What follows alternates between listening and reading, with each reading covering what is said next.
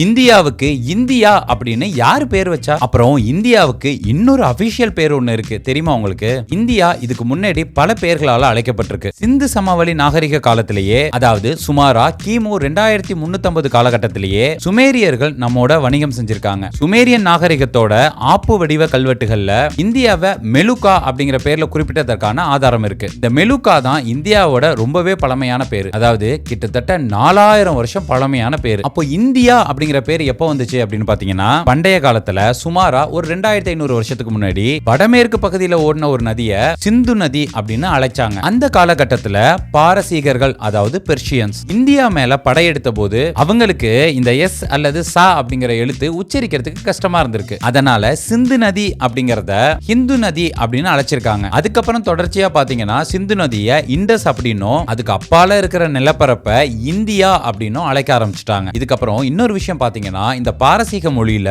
தான் அப்படின்னா இடம் அல்லது பூமி அப்படின்னு அர்த்தமா. உதாரணத்துக்கு பாத்தீங்கன்னா ஆப்கானிஸ்தான், பாகிஸ்தான் இந்த மாதிரி. அதே போல இவங்க இந்தியாவோட ஸ்தான சொருகி இந்துஸ்தான் ஆக்கிட்டாங்க. 2000 வருஷத்துக்கு மேல பயன்பாட்டுல இருந்த இந்த இந்தியா அப்படிங்கிற வார்த்தையை தான் பிரிட்டிஷ்காரன் உள்ள வரும்போது ஆங்கிலத்துல அது எளிதா இருந்ததால இந்த கிரேக்க பெயரையே அதிகாரப்பூர்வமா பயன்படுத்த ஆரம்பிச்சிட்டாங்க. இந்தியாவுக்கு அபிஷியலா இன்னொரு பேர் இருக்குன்னு சொன்னீங்க, அது என்ன அப்படின்னு கேட்டா, இந்தியாவை புராணம் அப்புறம் இலக்கிய அடிப்படையில இன்னொரு பேர்ல அழைச்சாங்க. அதுவும் ரொம்ப ரொம்ப பழமையான பேரா கருதப்படுது. துஷ்யந்தன் மற்றும் சகுந்தலை இவங்க 2 பேரோட மகனான சக்கரவர்த்தி பரதன் ஒட்டுமொத்த இந்திய துணைக்கண்டத்தையும் ஆட்சி செஞ்சான். அவன் பேரால தான் இந்த நாடு பாரத வருஷம், அதாவது பாரத நாடு அப்படின்னு அழைக்கப்படுது அப்படின்னு ஒரு கருத்தும், ரிக்வேதத்துல குறிப்பிட்டுள்ள மிக வலிமையான இனக்குழுவோட பெயர் பாரதாஸ், இவங்க பேரால தான் இந்த நாடு பாரதம் அழைக்கப்படுது அப்படின்னு இன்னொரு கருத்தும் இருக்கு. ஆக மொத்தத்துல இந்த பேரு பாரத். நம்ம நாட்டை ஹிந்தியில குறிப்பிடும் போது பாரத் அப்படின்னும், இங்கிலீஷ்ல குறிப்பிடும் போது இந்தியா அப்படின்னும் பல இடங்கள்ல குறிப்பிடுறாங்க. இந்திய அரசியலமைப்பு சட்டத்திலேயே நம்ம நாட்டை